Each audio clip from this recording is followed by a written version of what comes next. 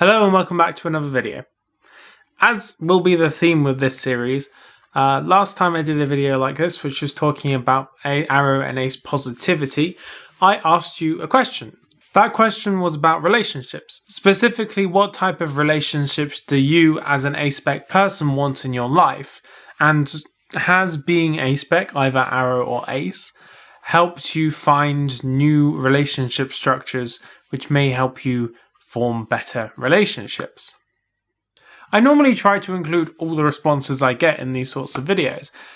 However, I got just shy of 100 responses, which is great. I love getting a lot of responses, and I'm glad I managed to make a conversation around this. However, I obviously don't want to include every single one of those responses in this video because I feel like that would be quite tedious. So I will leave a link in the description to the YouTube video under which there are a few comments and the Twitter thread with the majority of the responses to this question if you want to go see them yourself. But since I got so many responses, I decided to do a couple of things. One, I did a quick, very simple analysis, I guess, of the responses to answer a question, which we'll get to in a second. And two, I'm going to talk about some specific trends and themes that I saw within the responses. So without further ado, let's get started. So as I mentioned earlier, I did a quick analysis on the responses. And when I say analysis, I'm using that term very loosely, because basically all I did was that I looked through them and I tallied all the times that people showed a preference for one type of relationship. So I roughly split these relationships types into platonic relationships, how you'd normally think of them, as in friendships and familial relationships, QPRs and other more intense, more committed platonic relationships, romantic relationships, and sexual relationships. So those are the four categories we were going for. And the results that I got, which I'll show here, were kind of unexpected. Now, I expected, obviously, there to be a very few people who wanted a sexual relationship. We're talking about ace and arrow people here. It's very unlikely that those people would be interested in sexual relationships, specifically. But as you can see, it's still nearly about 10% of the people. So there is still a fairly significant portion of the people who responded who were interested in sexual relationships, just proving once again that ace and arrow people can be interested in sex despite being ace or arrow.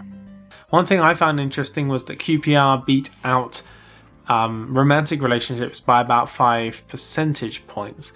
Now, I think I expected romantic relationships to be higher as a form of personal bias. I'm alloromantic ace, so obviously I'm interested in romantic relationships and I think about those more often. But if you think about it, if you just take a chunk of people from the ace community, it's more likely than not that they will be aromantic as well, because it tends to be that people's romantic and sexual orientations line up, and therefore those people will be more likely to want a QPR rather than a romantic relationship.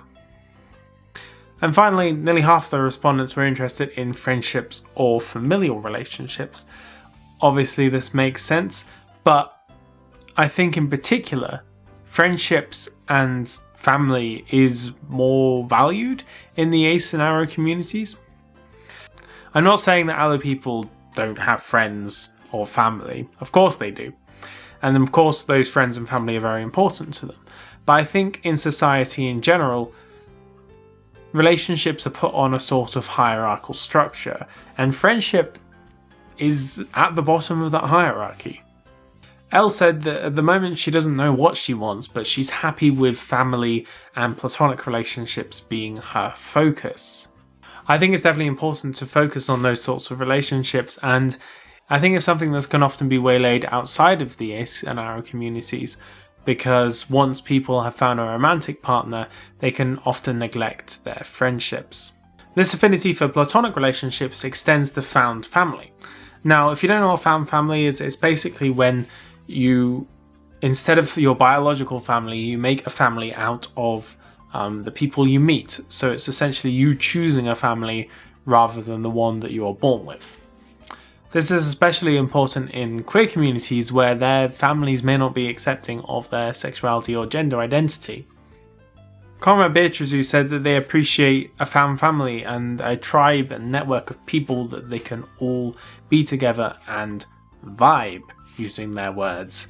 I don't know if I've ever said that before. Vibe. But it's important to remember as well that ace people can have relationships too. Arrow people can have relationships too. And one response in particular really lays out clearly that ace people can and do have these strong, committed relationships. Gentlemen had made life with 2 other people, including buying a house and living together. That then allows them to have all the commitment and companionship of a relationship without the more physical aspects that you may see in a typical allonormative relationship. But of course, in terms of other relationship structures, the 2 that were mentioned the most were QPRs and polyamory. So we talked about QPRs a bit earlier. The Quicksilvers said that being in a QPR has felt much more fulfilling than a romantic relationship ever did. And I think that goes to show that by learning about these aspects, these other relationship structures, you can find a sort of relationship that works best for you. If you just go by the societal standard, a monogamous heteronormative relationship, I suppose, then you may not be happy. You may be more happy being in a polyamorous relationship, maybe more happy being a purely platonic relationship. And I think that by breaking down those barriers and trying to explore other sorts of relationship, you can find something which works best for you. On polyamory, Eve's Clawthorn said that it may be a good option for them, and that the idea of having a girlfriend who could have other partners they could be with was very comforting for them. I think that is a really good point about polyamory, is that it allows you to not be the sole source of companionship for someone. So you may not be able to give your partner everything they need in a relationship, but if you're in a polyamorous relationship with multiple people, you can share that burden of companionship with multiple people, and therefore it can be less of a burden for everyone, and everyone can be happier and more content. Of course, that's not for everyone, and I'm not saying it's straight out a better option. I myself am strictly monogamous, but I think it is a very appealing option for ace people in some cases, because they may feel more comfortable being in a relationship with an allo person if that allo person can then have a sexual partner on top of that. But it's worth noting that some people did want sexual relationships as well. I liked in particular what Cads said. They said that sex was fun sometimes, kind of like a roller coaster, but they have absolutely no desire for romance. This really turns on its head the hierarchical structure of relationships that I was talking about earlier. You would think that if someone doesn't want romance, by extension they wouldn't want sex. But that obviously isn't the case, and you can have any mix of platonic, romantic and sexual relationships with someone, no matter what orientation you have. And of course, you can be entirely free of these expectations altogether. In a specific example, Edwina said that since discovering their aceness, they have felt free from the expectations of getting married or having kids. Now, I think that discovering that you're ace, or queer in general, can help you feel free of a lot of expectations. Specifically talking about relationships, it can make you feel like you don't have to then fit into that societal mold of a quote-unquote normal relationship. Of course, some people may want that typical relationship, but the point is that it's not for everyone. You can't get one specific relationship structure that fits for everyone, and I think that the responses that I have talked about in this video have really shown the diversity that's in our community, that's in the ace and arrow communities. Even though we share some orientation and some experience, There's so much diversity and experience in the communities that you can't paint all ace and arrow people with a single brush. I found looking at these responses really interesting, and I hope that you did too.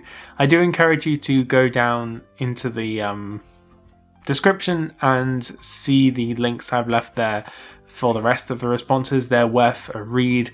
And if you have something else to say about relationships and relationship structures in regards to asexuality and aromanticism, then feel free to leave those down in the comments as well.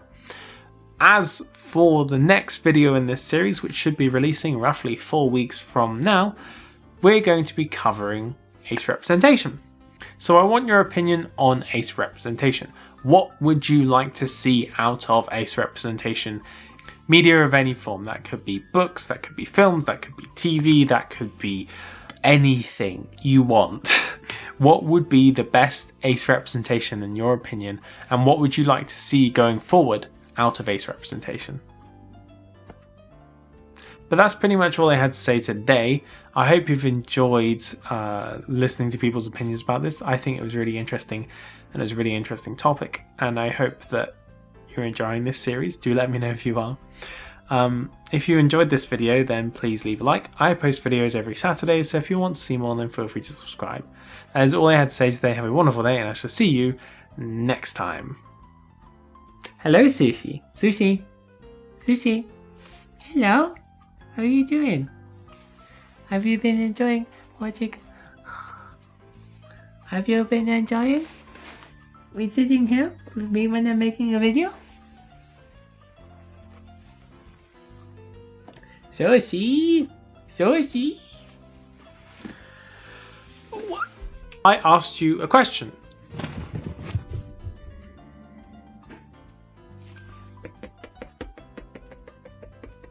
Hello. Hello. What? Are you helping?